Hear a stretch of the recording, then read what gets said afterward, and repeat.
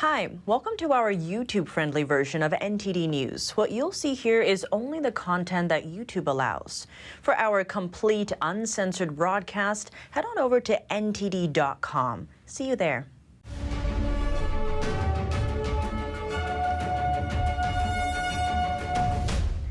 Tensions are escalating in the Middle East. Israel and Hamas terrorists continue to have intense battles on the ground. And Secretary of State Antony Blinken is headed to Israel to address the dangers to civilians. NTD's Jason Perry has the latest, and a warning: this report contains footage that some viewers may find disturbing.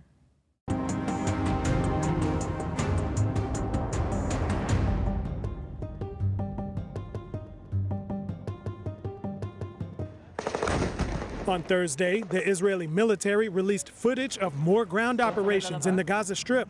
Overnight, IDF's troops fought against a large number of terrorists who tried to ambush them. At the end of the battles spanning a few hours, including fighting from the ground with air support from aircraft and missile ships, many terrorists were killed.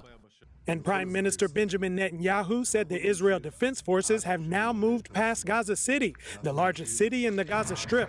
However, Israeli troops may need to be more careful about where they huddle up. Hamas terrorists released a video showing a drone dropping an explosive on what they claim are Israeli troops in Gaza on Wednesday. The IDF continues to attack through the air as well. On Wednesday, the IDF said they've struck over 11,000 Hamas targets. And recently, the IDF has struck Hamas terrorists in refugee camps for 3 consecutive days, twice in Jabalia refugee camp and striking Bureij refugee camp on Thursday. Secretary of State Antony Blinken is now headed to Israel in an effort to help minimize civilian casualties. As democracies, the United States, Israel, other democracies have a responsibility to do everything possible to protect civilians who may be caught in harm's way. And this, again, is a crossfire, quite literally, of Hamas's making. This is something that the United States is committed to. I'm not going to get into the details here, but it's very much on the agenda.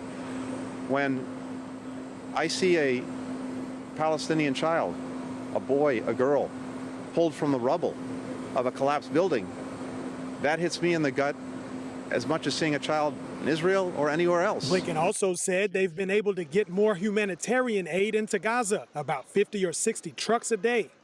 And humanitarian aid has not been the only thing crossing Gaza's border with Egypt. Also on Thursday, President Biden said this. We got out today 74 American folks out that are dual citizens. But this Palestinian American on Thursday said she has not been able to leave Gaza. We finally got the chance to almost leave Gaza. This is my 5th attempt. Israeli Prime Minister Benjamin Netanyahu said Israel is helping to supply food, medicine, and water to Gaza. But as for fuel, he said there's been no decision. Israel says the Hamas terrorist group steals fuel from the Gazan people to support its military operations. Jason Perry, NTD News. More calls for a humanitarian pause in Gaza, the Defense Department echoing the White House. It's all in hopes of getting more stranded foreign nationals out of the region. Here's what General Pat Ryder said earlier today. The DoD focus, again, our focus is on the things that I highlighted at the top, which is deterring a broader conflict, ensuring force protection, and also ensuring that Israel has what it needs to defend itself. During a campaign rally in Minnesota last night, President Biden was interrupted by a heckler calling for a ceasefire. Biden then responded by suggesting a humanitarian pause on Israel's end. The White House has previously warned that a ceasefire in the Gaza Strip would only benefit Hamas. Tonight, House lawmakers just approved aid to Israel, but the Republican-led bill is facing strong opposition from Democrats. NTD's Melina Weisskopf joins us now from Capitol Hill with the latest updates. Melina, how did the vote break down, and do you see any path forward for it in the Senate?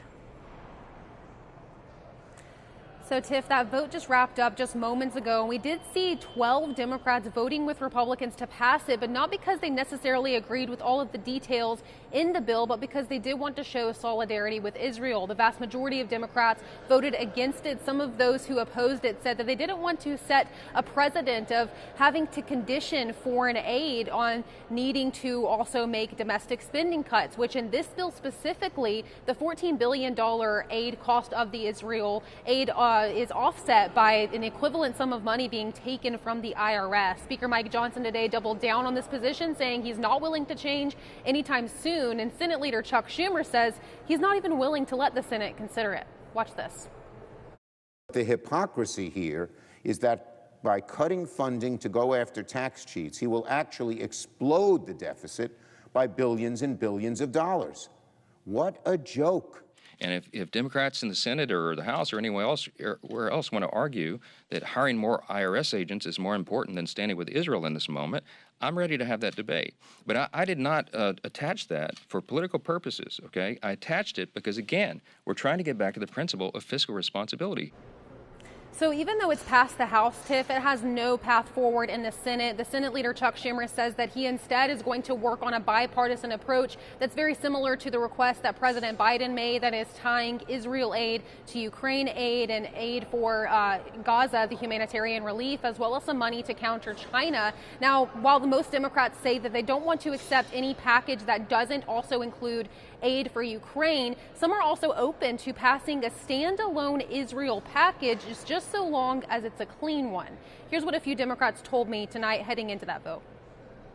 If the urgency is aid for Israel right now in the supplemental, give us a clean supplemental bill, and I think you'll have a strong bipartisan vote. And again, we've got a problem on our southern border, and putting border funding in there is totally appropriate. So, guess what? Iran is profiting and partnering with Russia, and that's why it's all connected. And that's why this package has to be connected to send a message to Iran and to Russia. Now, I think it is interesting to see the fact that some Democrats do, support adding border security funding to a package. This is also in line with what President Biden requested, although President Biden said that this specific Republican bill that we just saw pass the House is going to be vetoed if it does, in fact, some way make it to the White House, which it won't because the Senate will not take it up. As for a path forward, Tiff, well, we could see a few options to get out of this gridlock. The Senate could just swallow the bad pill and, take an Israel aid package as a standalone one, so long as it's clean without any spending cuts attached to it. We could see that approach, or we could see them try to tie together this full package with Ukraine aid as well, but also use some border security funding to entice some Republicans to want to pass this sort of bill. So we're looking to see how the House and the Senate work their way out of this gridlock. Tiff? Melina, thank you for that update. Cornell University in New York has canceled classes tomorrow. This after the arrest of 21-year-old junior Patrick Dye. He's accused of posting online messages that included calling for the death of Jewish people and threatening to shoot up a kosher dining hall on campus. The managing editor of the Cornell Daily Sun reacted to the news. Students are extremely disheartened to hear that this is a threat from within our community. The students we spoke to said that campus as a whole felt off and strange today as they're trying to grapple with this news. According to a report by the Cornell Daily Sun, university leaders cited the extraordinary stress on campus as the reason for declaring a community day. The Sun reported increased tensions related to the Israel-Hamas conflict and incidents of anti-Semitic threats. There was also a report of a weapons sighting on campus yesterday. Police searched for a suspect and later called the report unfounded. In an email to campus community members, two university officials called for reflection on how to better create a caring, supportive community. Former President Trump's sons, Don Jr. and Eric, said they know very little about their father's financial statements. They said this repeatedly in their testimonies earlier today. The financial statements are at the heart of the New York civil fraud case against them. NTD's legal correspondent Arlene Richards has more. Donald Trump Jr. and Eric Trump are not accountants. They said their duties as executive vice presidents don't include working on their father's financial statements. State attorneys asked Donald Jr. about his role in signing off on statements of financial condition.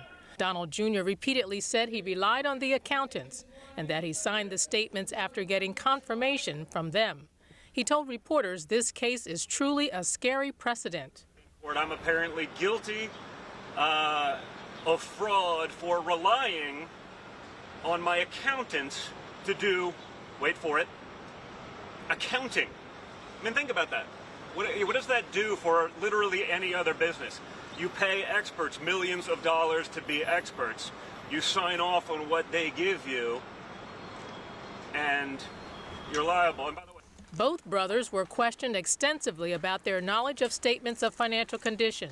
The statements include the values of the senior Trump's properties and ultimately determine his net worth. Attorney General Letitia James claims the brothers were aware of and knowingly participated in a long-running scheme to falsely inflate the company's assets, and that the fraudulent values were used to land loans and insurance policies on more favorable terms than they were entitled to.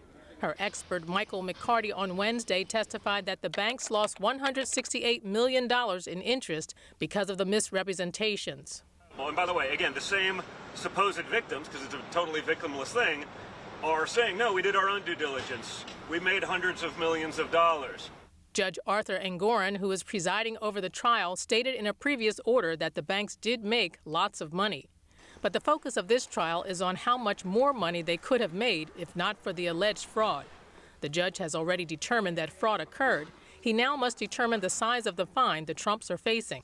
Eric Trump is alleged to have signed several guarantor compliance certificates for his father, and those certificates relied on the financial statements. He testified that he had very little knowledge about those statements. When pressed about a 2013 email with part of a financial statement attached, he conceded he was familiar with them, but said he would not have personally worked on them. The senior Trump took to social media defending his sons and blasting the judge. "Leave my children alone, Engoron. You are a disgrace to the legal profession," he said. Donald Jr. completed his testimony without any cross-examination from defense attorneys. Eric Trump will be back on the stand Friday. Arlene Richards, NTD News. Minnesota's Supreme Court is hearing arguments to prevent former President Trump from running for president. Prosecutors are invoking the Constitution's insurrection clause. This is one of several lawsuits that have been filed around the country to bar Trump from state ballots. Those in favor say the former president's role in the January 6th Capitol breach at the U.S. Capitol disqualifies him. Trump's lawyers argue that the events were a riot, not an insurrection in the constitutional sense. They add that the former president has never been charged with such a crime. There is no more political question in our constitutional order than who should be president. That's the predominant feature of our national political conversation, and the Constitution itself devotes more words and more provisions to how we decide that question than just about any other. It's for that reason that when parties ask the courts to step into that process and to decide who can or can't be president, the courts overwhelmingly say that's not a decision that should be made in the judiciary. That's a decision that should be made elsewhere. We've had 2 citations of supplemental authority in this case just in the last week or so. Those courts actually took different approaches to this political question issue, but they used exactly the same phrase to describe the precedential landscape. Both of those courts said that the weight of authority holds that this is a political question, not justiciable. The Colorado and Minnesota cases are furthest along. One or both could head to the Supreme Court. The nation's highest court has never ruled on the issue. The Navy now has an official leader again. The Senate confirmed her promotion today, despite Alabama Senator Tommy Tuberville's hold on military promotions. NTD's Arian Pastar has an update on the situation. The yeas are 95, the nays are 1, and the nomination is confirmed. The Senate on Thursday confirming Admiral Lisa Franchetti to lead the Navy. The Senate also voted to confirm General David Alvin as the Air Force Chief of Staff. This despite Alabama Senator Tommy Tuberville's hold on military promotions. No matter where you believe it or not, Senator Tuberville, this is doing great damage to our military. Various Republican senators attacked Tuberville on the Senate floor on Wednesday night. That was after the Senate started voting on promotions. And just like he'd been doing since February, Tuberville on Wednesday night said, Mr. President, I object. The objection is heard. Tuberville is protesting a Department of Defense rule which says the department pays for the abortions of some service members. He says he won't support the military promotions until the rule is abolished. Here's his defense on Wednesday. It's about keeping politics out of the military. I did not put it in the military. Joe Biden and Secretary Austin put politics in the military. And it's about the right to life.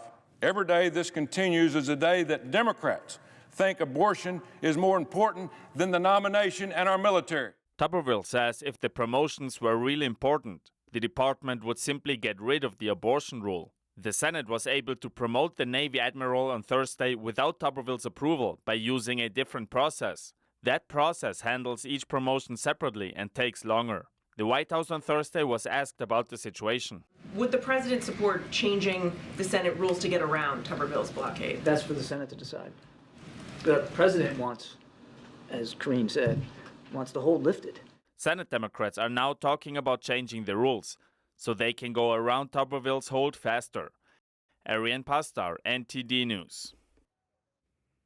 The House yesterday shot down another attempt to expel Congressman George Santos. The New York lawmaker is facing 23 felony charges, including conspiracy, money laundering, and wire fraud. 31 Democrats voted against his removal, while 24 Republicans backed it. The House also rejected a resolution to censure Representative Rashida Tlaib. Congresswoman Marjorie Taylor Greene introduced a resolution accusing Tlaib of anti-Semitic activity and sympathizing with terrorist organizations. Greene also accused her of leading an insurrection at the U.S. Capitol during a pro-Palestinian protest last month. 23 Republicans came to Tlaib's defense, along with all Democrats. Congressman Chip Roy called the resolution deeply flawed in a post on X. He wrote that it made legally and factually unverified claims, including the claim that she led an insurrection. Welcome back. A last-minute change of plans for New York City's mayor after FBI agents raided the home of his chief campaign fundraiser. Mayor Eric Adams promptly returned to New York after canceling several meetings in Washington, D.C. today. This came as the FBI raided Brianna Suggs' Brooklyn home. The mayor shared this video this morning. We headed to D.C. to meet with our congressional delegation and the White House to address this real issue, the asylum migrant issue in our city, and we'll keep you updated as the day goes on.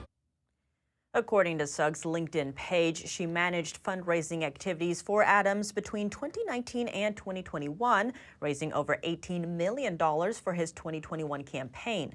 The New York Times reported that she also raised more than $2.5 million for the mayor's 2025 re-election campaign. Today's raid prompted the mayor to cancel his morning meetings to, quote, deal with the matter. A public corruption unit reportedly questioned Suggs during the raid. The U.S. has a new strategy to prevent people from crossing the southern border illegally. That is, giving money to other countries where immigrants can stay. NTD's Ariane Pastar has the details of that plan. Stopping immigrants from coming to the U.S. illegally by giving money to other countries.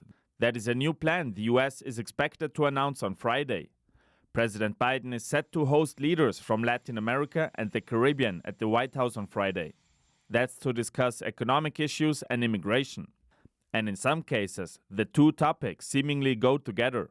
The U.S. is planning to give money to the Inter-American Development Bank. The bank then uses the money for a financing platform that will serve middle and high-income countries in Latin America. The hope is to expand economic opportunities in the region so immigrants do not head to the U.S.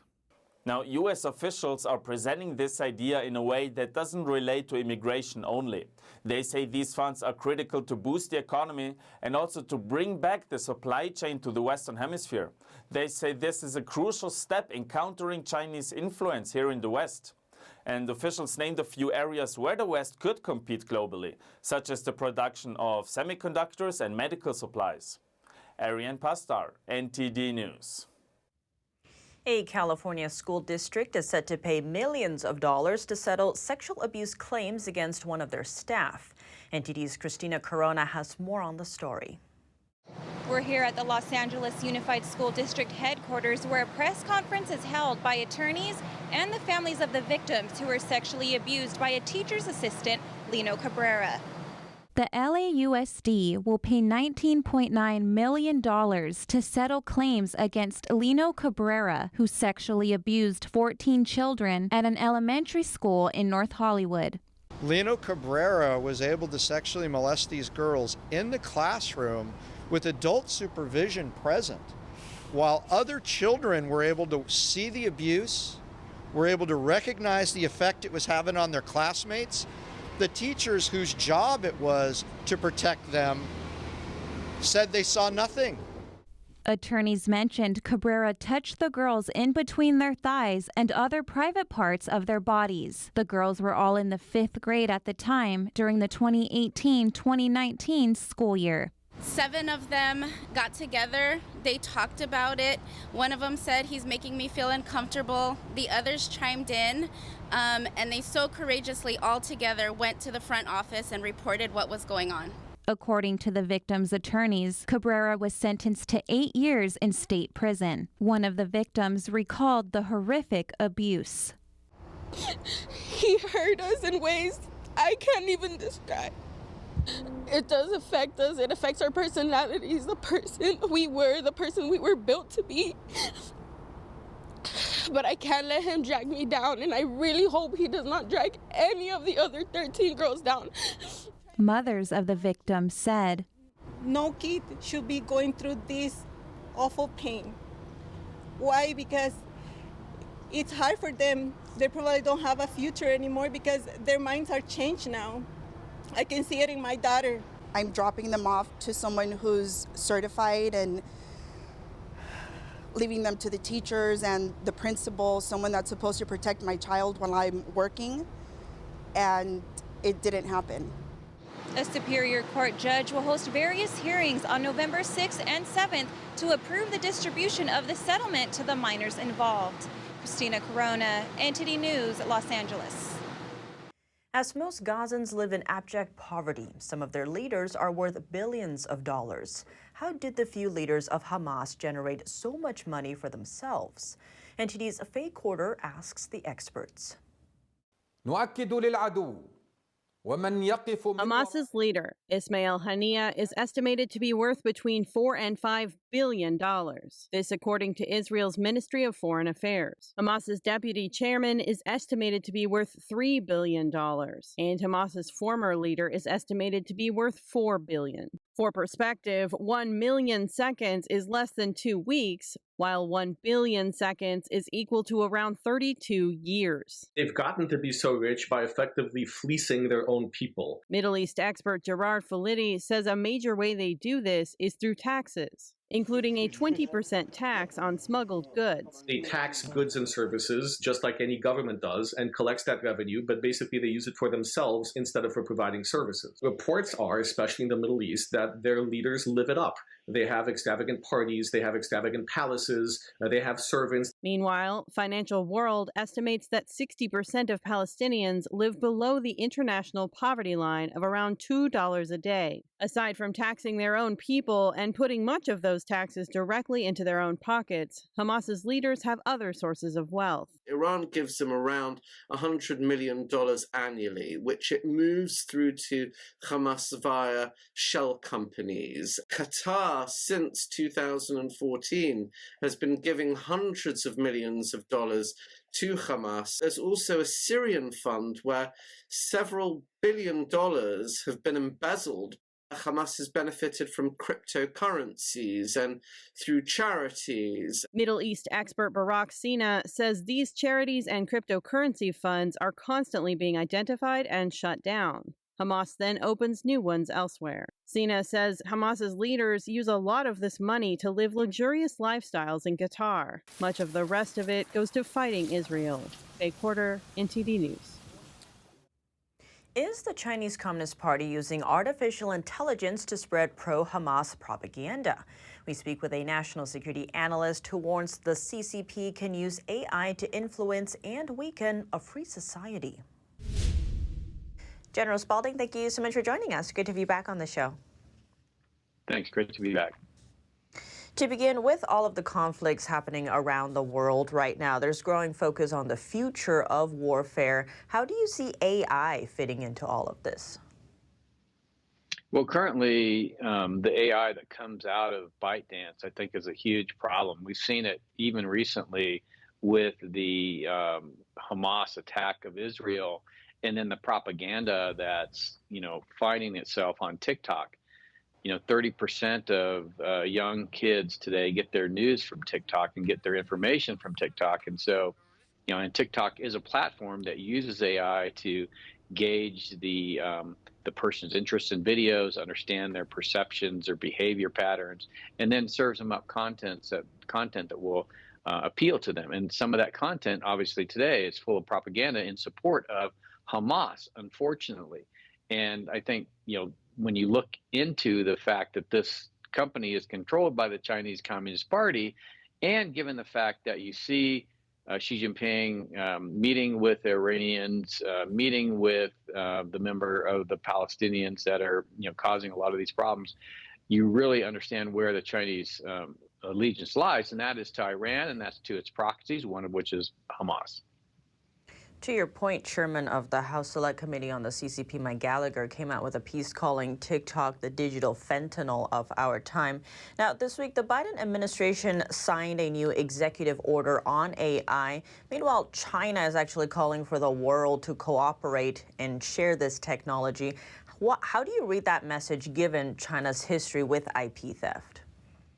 Well, the fuel of AI is data, and China has, not only all of its data, it has all of our data, and that's what it told President Trump when he went and visited during his administration. And they said, look, we're going to be the lead in AI because we have everyone's data, and you're going to have to get in line. So I think,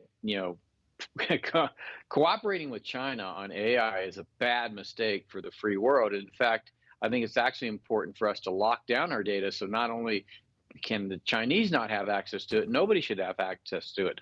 I think it's actually a human right that you have the ability to own and control data that is collected about you and data that is owned by you. So I think that's a challenge, in terms of ideology between China's authoritarian system and our democratic or liberal democratic system. Privacy, data sovereignty is a key component of that in a modern digital world. And given that China has access to all our data, what is the danger here in terms of AI if China takes the lead? Well, the danger is their ability to manipulate our population, which I already talked about, they're able to do. The other danger is the ability to leverage AI in the way it deploys its military, to leverage AI in terms of how it hacks into networks. And really, when you think about it, AI is going to be a very powerful tool in the future, even though it is one currently in terms of influence. In the future, it's going to be, when you look at kind of the capabilities today of generative AI like ChatGPT, the technology is really evolving faster than I think our ability to understand what the implications are. The implications can be very bad, though, if it's developed in accordance with the principles of the Chinese Communist Party, which really have no concern for human rights or civil liberties or rule of law, any of the things that we believe in the free world. And expanding on that, we know that corporations and big tech companies like Microsoft and Bing, or as you mentioned, ChatGPT, have their own collections of data and are creating their own generative AI and potential there. Is that an area of a threat that you see? Well, as anything, it can be an opportunity and a threat. And I think, right now, people are focused on the opportunity, but there's always people that are focused on how do we use that for ill. One of the things that you've noticed in ChatGPT and other models is this, almost a woke nature of the AI. So there is, in ways, they're placing biases within the AI. So, some of the challenges really are in regard to, if this AI is developed in accordance with, principles that, advocate for breaking up society into groups and according to their race, religion, or what have you, then I think it is going to be a danger for our society. And I think, when you look at China, the Chinese Communist Party, and you look at other authoritarian regimes, their interest in breaking up our society into groups is really what allows them to have sway over us, because we begin to, less emulate the society that the founding fathers had envisioned, when they created the Constitution, which is a unified society that shared values and principles. And I think that's what we've gotten away from. And I think what you're seeing in AI is a lot of these things that we've seen that are bad for society, they actually create division, are being built into the AI, and that's supported by our adversaries. And General, you brought up the issue of data and our own privacy in terms of that. Is there anything that people can do to protect their privacy at this point? Well, unfortunately, with the Patriot Act and this focus on, protecting the homeland from terrorism and then extending that into the domestic population, I think there's this belief, at least by the federal government, that having the ability to have access to your data it should be a right of the government. And unfortunately, we haven't done enough to stop that. But if we were to stop that, what that would look like is people would have access to encryption that the government can't break. And I think, every American deserves technology which allows them to encrypt their data in a way that the government does not have access to it. That technology exists today. Part of the problem is that the government has things like rules within, cellular networks and other, other things that allows them to collect data on you. And I think those are the things that we ought to go back and relook, after what we've seen subsequent to 9/11 and the Patriot Act, the abuses that can come when the government has access to your data. Well, General Spalding, thank you so much for your time. Thank you. And now for your sports news, here's NTD's Dave Martin with a look at the new World Series champions. That's right, Tiff. The Texas Rangers beat the Arizona Diamondbacks 5-0 last night to win their first ever World Series title. Texas shortstop Corey Seager was named World Series MVP for the second time in his career after hitting 3 home runs in the 5-game set. Now looking forward to next season, what are the odds they'll repeat? Not the greatest, actually, according to ESPN Bet. That title goes to Atlanta, who won the 2021 World Series and led all of baseball with 104 wins this past year. The Braves are listed at 6.5-1 odds, followed by the LA Dodgers at 7-1, with Texas in third, tied with the Houston Astros at 9-1. And sad news in college basketball as legendary head coach Bobby Knight passed away yesterday at age 83. Nicknamed the General, Knight began his career at Army in 1965 at age 24, before going to Indiana 6 years later, where he returned the Hoosiers to national power status, winning 3 national titles in his 29 seasons. His title-winning 1976 squad went 32-0 and remains the last team to finish the season undefeated. Knight, who retired at Texas Tech with what was then the most wins of all time back in 2008, was also known for his fiery temper, once even famously throwing a chair across the court in protest of a call during a game in 1985. Eventually, he was removed as Indiana's head coach after violating the school's zero-tolerance policy toward him in 2000. And for your sports viewing schedule tonight, the NHL has 12 games on, including one with leading scorer Jack Hughes as his New Jersey Devils play at the Minnesota Wild. And in the NBA, 4 games are planned featuring #1 overall pick Victor Wenbanyama and the San Antonio Spurs, who play at the Phoenix Suns. And finally, in the NFL, the Tennessee Titans play at the Pittsburgh Steelers on Amazon Prime's Thursday Night Football. And that's it for your sports news today. Tiff, back to you. If you have any news, tips, or feedback for the show, you can email us at eveningnews@ntd.com. That's all for today's news. Thanks for tuning in. I'm Tiffany Meyer. Good night.